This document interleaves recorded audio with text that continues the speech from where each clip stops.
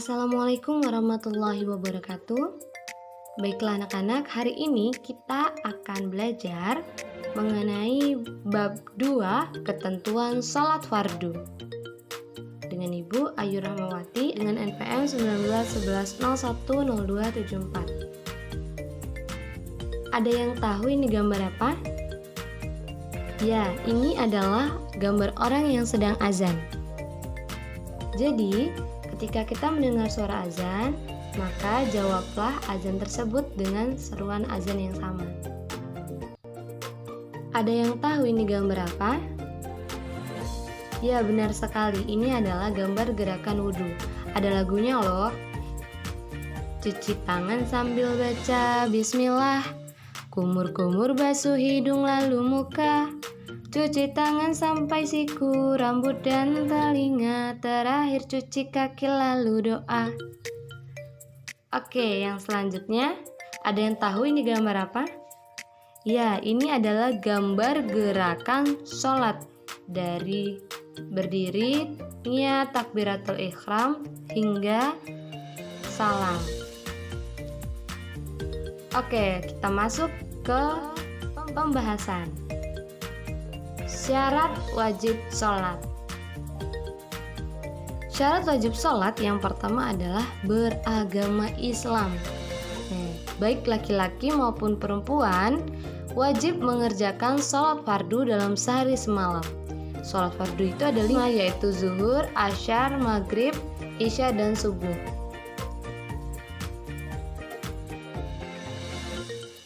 Perhatikan ya gambar berikut.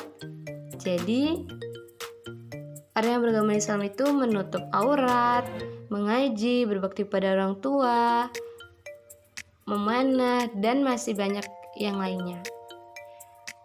Oke, yang selanjutnya adalah balik atau sudah dewasa.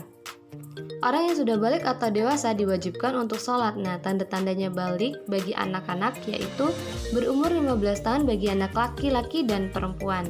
Yang kedua, keluar sperma setelah umur 9 tahun bagi anak laki-laki atau sudah haid setelah umur 9 tahun bagi anak perempuan. Kalau anak laki-laki biasanya ditandai dengan mimpi basah. Namun demikian, kalian untuk anak-anak yang belum dewasa itu harus berlatih untuk melaksanakan sholat sejak umur 7 tahun. Dan ini dia gambarnya. Bisa dilihat ya, itu ada bayi, anak-anak, remaja, dewasa, hingga orang yang sudah tua.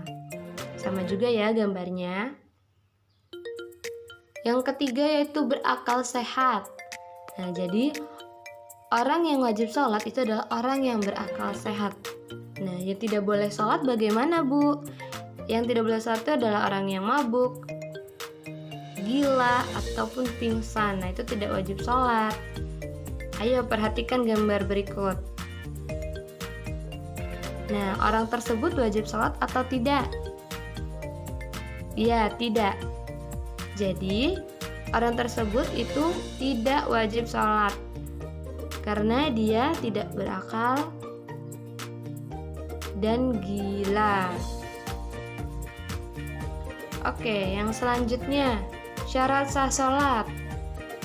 Suci dari hadas kecil dan hadas besar. Bagaimana caranya kita suci dari hadas kecil dan hadas besar? Yaitu dengan melakukan wudhu ataupun tayamum. Dan kalau hadas besar dilakukan dengan mandi atau tayamum. Yang kedua, suci badan, pakaian, dan tempat sholat dari najis. Perhatikan gambar berikut ya anak-anak. Nah, jadi, syarat sah sholat itu harus suci badan, pakaian, tempatnya itu bersih dari hadas ataupun najis. Yang ketiga, menutup aurat dengan pakaian yang suci. Nah, aurat laki-laki itu menutup bagian tubuh antara lutut sampai pusar. Kemudian, untuk yang perempuan itu menutup seluruh tubuh kecuali muka dan kedua telapak tangan. Masih sama ya gambarnya dengan yang tadi. Yang selanjutnya, mengetahui masuknya waktu sholat. Jadi setiap sholat itu memiliki waktu tertentu. Perhatikan gambar berikut ya. Bumi itu kan mengelilingi matahari. Nah, di sini ada waktu subuh, zuhur, asar, maghrib, dan isya. Adapun biasanya juga dilakukan sholat duha ataupun sholat tahajud. Oke, yang selanjutnya menghadap ke arah kiblat. Ada yang tahu kiblat umat muslim ada di mana? Ya, ada di Mekah, yakni Ka'bah. Jadi setiap orang muslim di seluruh dunia ini harus menghadap ke arah kiblat. Oke, yang selanjutnya rukun sholat. Rukun sholat ada 13, yaitu 1 niat, 2 berdiri bagi yang mampu, 3 takbiratul ihram, 4 membaca surah Al-Fatihah, 5 ruku dengan tumaninah, 6 i'tidal atau bangun dari ruku dengan tumaninah, 7 sujud 2 kali dengan tumaninah, 8 duduk di antara 2 sujud dengan tumaninah atau duduk rashi, 9 duduk at-tahiyat atau tasyahud akhir atau duduk tawaruk, 10 membaca tahiyat atau tasyahud akhir, 11 membaca sholawat atas Nabi Muhammad pada tahiyat akhir, 12 mengucapkan salam yang pertama, dan yang ke-13 tertib atau berurutan. Nah, jadi rukun sholat ini harus dilakukan dengan tertib dan berurutan. Tidak boleh dibalik-balik. Yang pertama takbiratul ihram baru niat, itu tidak boleh. Jadi yang pertama harus niat dan seterusnya. Oke, yang selanjutnya sunah-sunah sholat. Hal yang disunahkan dalam sholat, yang pertama mengangkat tangan ketika takbiratul ihram, yang kedua bersedekap ketika berdiri, yang ketiga membaca doa iftitah setelah takbiratul ihram, yang keempat membaca ta'awud sebelum membaca surah Al-Fatihah dan mengucapkan amin setelah selesai membaca surah Al-Fatihah, kelima membaca surah dalam Al-Quran setelah membaca surah Al-Fatihah, keenam mengangkat tangan ketika akan ruku, i'tidal, dan berdiri setelah tahiyat awal, ketujuh membaca tasbih ketika ruku dan sujud, kedelapan membaca doa kunut dalam sholat subuh setelah i'tidal, kesembilan duduk iftirashi ketika duduk di antara 2 sujud dan duduk tahiyat awal, ke-10 duduk tawaruk ketika tasyahud akhir, ke-11 membaca salam yang kedua sambil menoleh ke kiri. Baiklah, yang selanjutnya adalah kita akan mempraktikkan sholat. Setelah wudhu dan menutup aurat, kemudian kita berdiri di tempat yang suci. Pusatkan hati dan pikiran kita bahwa kita akan menghadap Allah Subhanahu wa Ta'ala. Nah, jadi yang pertama itu berdiri menghadap kiblat, kemudian melafalkan niat sholat zuhur, asar, isya, maghrib, dan subuh. Lafal niat sholat zuhur, usolli fardhu zuhri arba'a raka'atin mustaqbilal qiblati azaan lillahi ta'ala. Lafal niat sholat asar, usolli fardhu asri arba'a raka'atin mustaqbilal qiblati azaan lillahi ta'ala.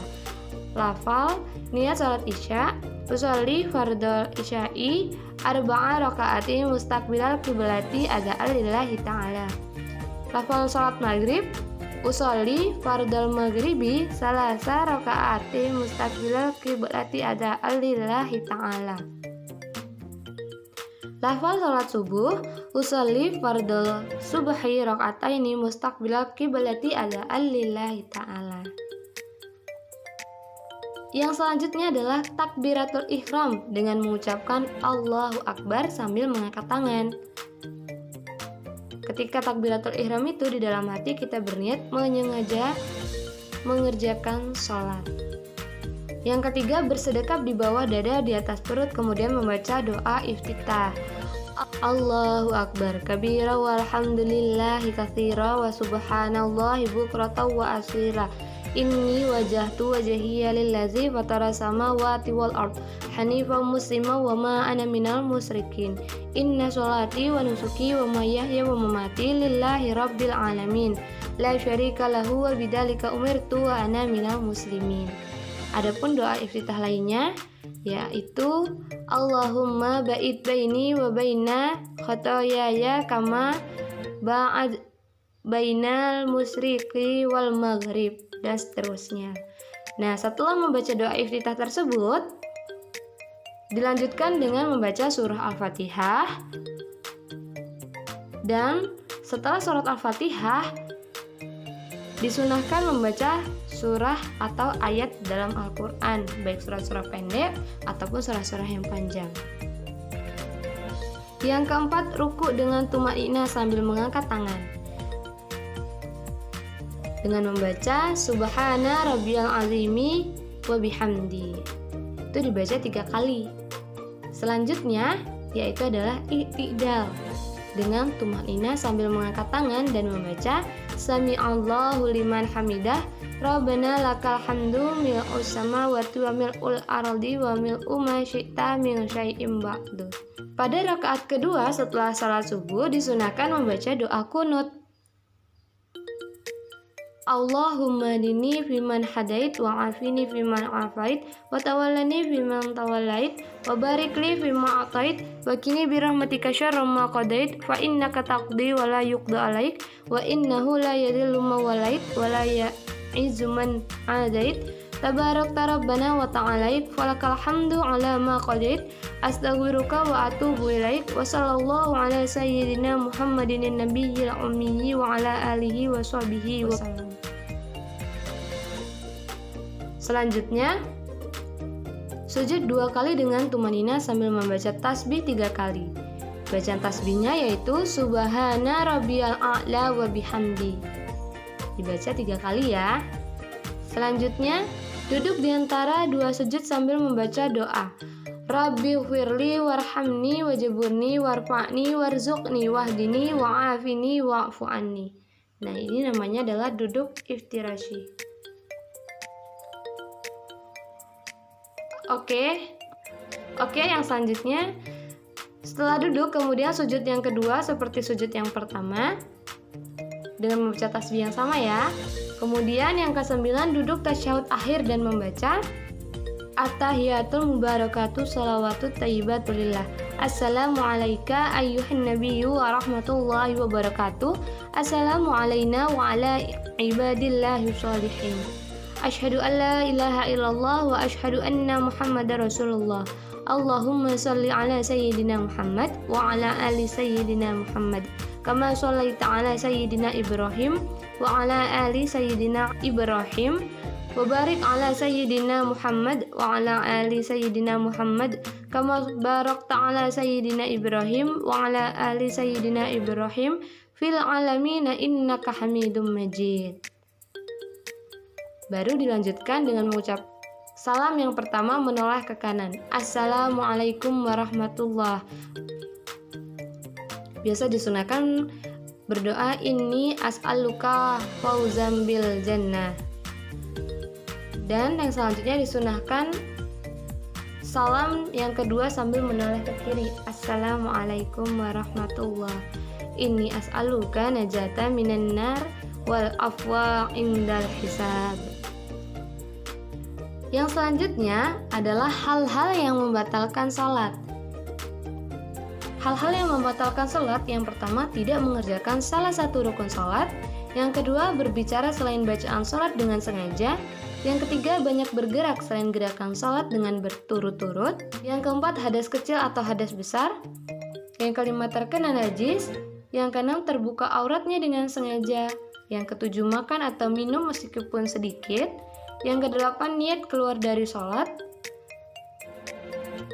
yang kesembilan membelakangi kiblat atau tidak menghadap kiblat, dan yang kesepuluh tertawa. Jadi dalam sholat itu kita tidak boleh melakukan hal-hal yang membatalkan sholat. Jadi kita harus khusyuk dan melakukan rukun sholat dengan benar. Baiklah, terima kasih karena telah memperhatikan pembelajaran pada hari ini. Mudah-mudahan ilmunya bermanfaat. Ibu akhiri, wassalamualaikum warahmatullahi wabarakatuh.